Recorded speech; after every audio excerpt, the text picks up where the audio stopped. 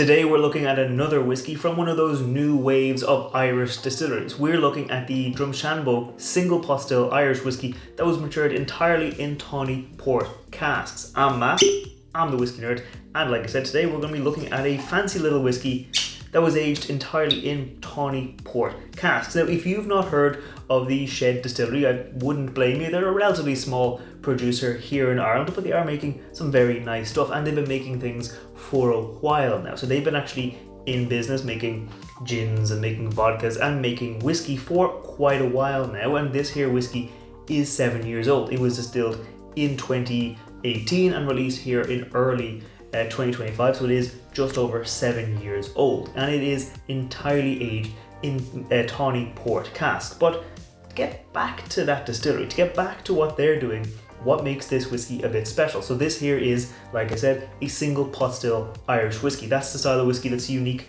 to Ireland. You can only make it in Ireland. It is kind of simple. There's a few rules to it, but it's kind of mostly down to the one main important rule at the moment, which is that it has to have at least 30% malted barley, at least 30% unmalted barley, and at most 5% other grains. So like malted barley gives you this sweet, deep, caramel, biscuity note, whereas unmalted barley gives you these kind of oily, spicy, almost herbal notes. So those two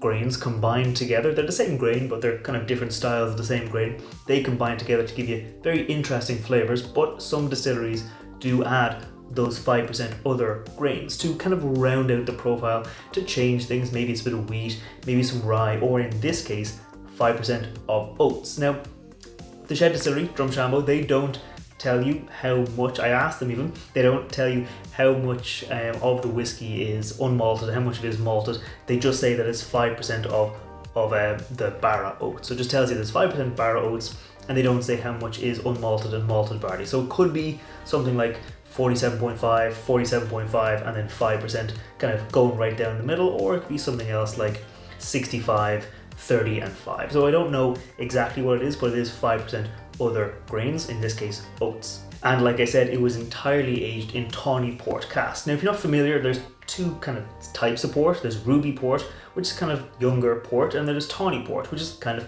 older port. And Ruby Port is typically quite bright and fresh with lots of bright red fruits, strawberries, raspberries, things like that. And Tawny Port, it's been aged in casks for a few years, so it's a little bit more caramelized, a little more deeper. You still get red berries, but maybe more cherries. You still get like a little bit of like red berries, but it's those darker, rounded out red berry notes. So it is going to be a little bit different. And for me, I do love port. I think port adds a lot of flavor to a whiskey, especially if you make that whiskey well. You add a bit of port cask to it, and for me, it makes a very, very nice little whiskey. As for the rest of the little facts about this whiskey, it is, like I said, 7 years old. It doesn't have an age statement on here, but it is 7 years old. It is just over 7 years old. It was released in January 2025, so I'm presuming it was distilled either late 2017 or probably January 2018 or something like that, but it is 7 years old. It does come in at 43% alcohol by volume, so it's not going to be super high. That's what, like 86 proof in American numbers, so it's not going to be super high. Won't be really strong. It's not down at the floor, which is always a good sign, but it won't be like up at 46, which is my personal drinking percentage favorite. I like that because it gives you a bit more flavor without being so strong. It's like a challenge to drink, but 43% is still not at the floor, so that's always a good thing. So let's go in for the nose and see how much flavor it delivers up front. Cheers. It's very port up front. Now obviously it's been 7 years entirely in that Tawny Port cask, so you're gonna get a big hit of that port cask, and it's really, really apparent. Like there's red berries, but red berries have been like soaked in like syrup, like maple syrup, things like that. Like you get this really rich caramelized sugars like cherries, dark cherries, plums, things like that. You get those really dark, not dark red berries, but like darker than strawberries, darker than raspberries, those kind of notes. There's a bit of that like pot still spice. Like for me, for pot still spice, sometimes it can be a bit peppery, sometimes it can be a bit like baking spices like cloves, cinnamons, things like that. Here, it's definitely like cinnamon, it's definitely like clove. It's not that heavy spicy pepper, it's just more of that earthier, almost like baking spices kind of note. There is, surprising for me, there's a really, really rich note of like orange citrus, like a really bright caramelized orange citrus note that I'm getting here. Yeah, like definitely like that orange, candied orange peel, that kind of note on the nose.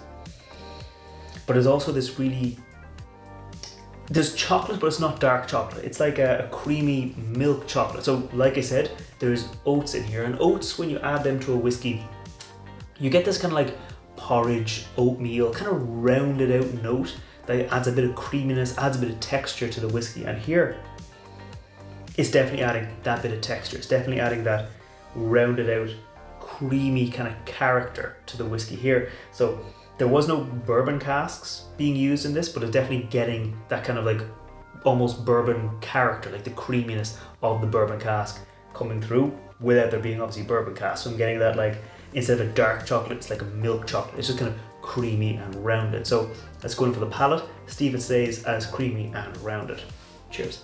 Again, I have to remind myself that there's no bourbon cask in here because it is very creamy. Like, there is a lot of the Tawny Port cask, don't get me wrong. There is that pot still spice, but it has this really rich, creamy, almost like vanilla pudding mouthfeel to it. And then you get all those flavors. You get that pot still spice. Like I said, again, it's more the baking spices. It's not like a peppery spice. It's like those baking spices. And you get those red berries. You get that Tawny Port, caramelized, darker, red fruits, red berries. Those kind of notes definitely come through on the palate. But it's all wrapped up in like that caramel. It's all wrapped up in that kind of like creamy note to it. So I'm going to go in again for a second sip, see what else I can find, see if I can find more of those spices. Cheers. Second sip round, I definitely got oak spice. I definitely got more of those kind of like oaky notes, not like the tannins, not like the dried out tannins where you can feel it in your cheeks, more like the spice, the flavor of the oak. But again, that orange note comes through. So on the nose, I said it was more like a candied orange peel, that kind of flavor. On the palate, it's like the orange oils of the peel, and it really reminds me of like that first sip of like a whiskey old fashioned, when you have expressed the oils from the orange peel over the top and it's just sitting there, and then that first sip gives you that whiskey and that really fresh, like vibrant orange citrus note coming through. And that's all sitting on top of that port, that Tawny Port, with the red berries, the red fruits, the kind of caramelized sugars. Like, there's not a huge amount in the palate. Like, there's the nice, you get the creaminess, you get the bit of vanilla, you get the orange, you get the Tawny Port.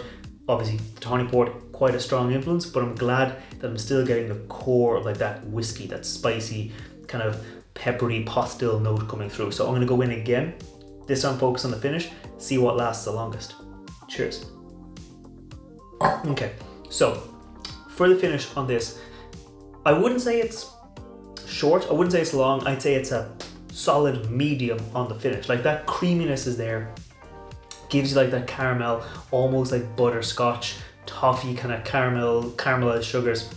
That kind of fades off, not quickly, but relatively quickly compared to the other notes. Like, those berries are there. I was still getting like a little bit of those like dark red fruits, the cherries, those kind of notes. They also fade off. And right now, as I'm breathing, as I'm talking, I've just got that like kind of oak spice, bit of pot still spice. It's still not going as far as like peppery pot still, but more like those kind of baking spices on the pot still on the whiskey.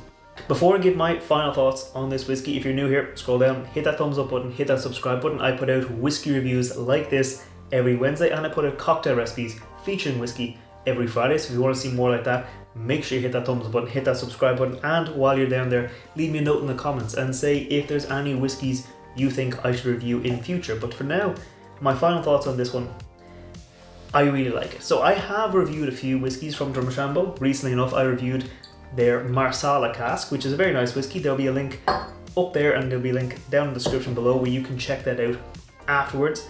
I think though this one here, it's a bit better. Now for me, if you've watched any of my reviews, you know I'm a sucker for like a port finish. I really like a port finish on a whiskey because I think I can add a lot. Here, all in port, yes please, I really do like it. Like that, right from the beginning, I'm like, oh, this is rich, this is rounded, this is deep. It's got the bit of cocoa, bit of chocolate. It's got those red berries. For me, it adds a lot. So for me, this is a really nice whiskey. This was a no-brainer. Like I saw it, I was like, yes, I'm buying this whiskey, no-brainer, because it's just very, very nice. If you aren't a fan of port finishes, because I know I've talked to some people who don't like port finishes, you won't like this because it's all port all the time. For me, that's a great thing. Your mileage might vary if you don't like port finished whiskies. Like I said, the bit of oats, the bit of creaminess makes it feel a little bit like it went into bourbon and then it went into port, but it's spent its entire life in port, so it's got a lot of that Tawny Port character coming through. So if that's not your cup of tea, you might want to skip this one, but if you do like a port finish and you want to experiment with pot still whiskey that's using those other grains, and you want to support a smaller distillery instead of those big ones that are doing massive businesses, and it's also not that expensive compared to other whiskies. I think this is actually cheaper than like Green Spot, yet you're getting a bit more of experimental whiskey, you're getting a bit more of a fun whiskey, you're getting an age statement of 7 years. So for me, I really like this whiskey, so I'm going to keep on enjoying it, and I'll see you next time. Sláinte.